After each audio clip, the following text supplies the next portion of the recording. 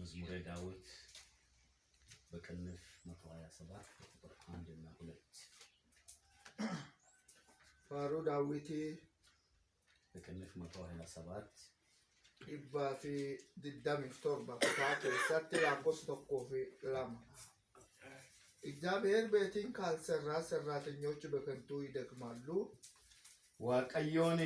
ሆጀቶት የማናንጃር ዋቀዮ ማናንጃሪን ሆጀቶት ቶላ ኤላኒ እግዚአብሔር ከተማን ካልጠበቀ ጠባቂ በከንቱ ይተጋል። ዋቀዮ ከተማ ተኮ ካንቀቻ ተኮ ኤጋንሱን ቶላ ኤላ በማለዳ መገስገስ ከንቱ ነው። ገነመሩ ክሱን ወማ ቡአን ቀቡ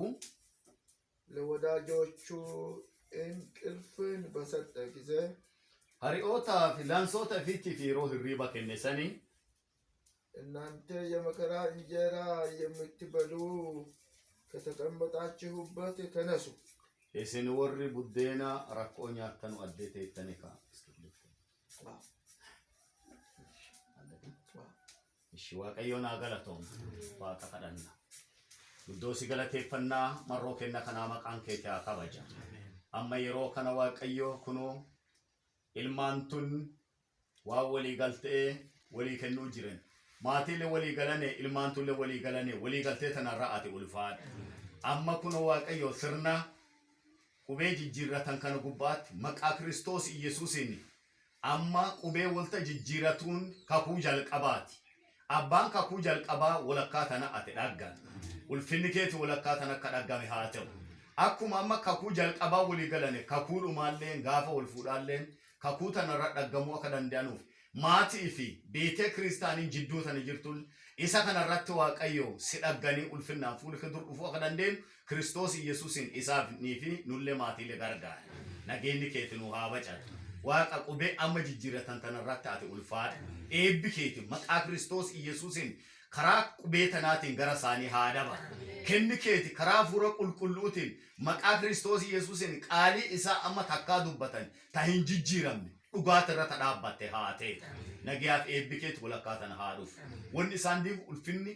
fedha keetiin alaa isaarraa kadiigame haa ta'u wanni isaan wal ta'e ulfinna keeti ulfinni kee isaanii baca jiruu isaanii ati eebbisi maatii kanallee eebbisi sirna kanarra ulfaadha Kiristoos Yesuusiin si kadha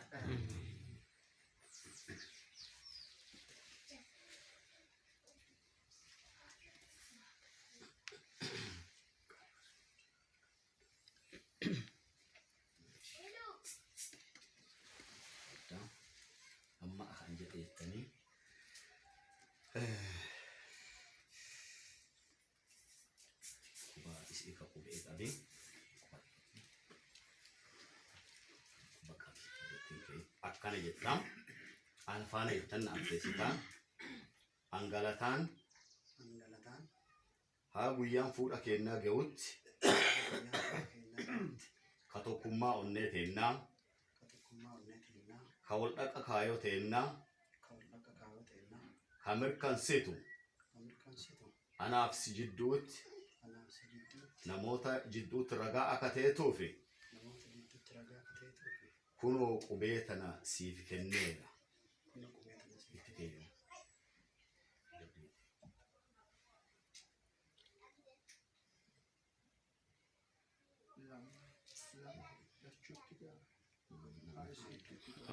ተመሳሳይ ናቸው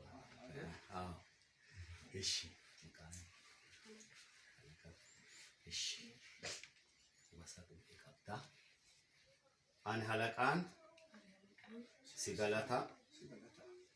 sigalata haga guyyaan fuudha kennaa ga'utti hatukkummaa onnee teennaa hawal dhaqa kaayoo teennaa ta mirkansitu nu'uu fi namoota jidduullee fuulduratti ragaa akka ta'etuu fi kun qubee tana sii kenneera harka dhoonnaa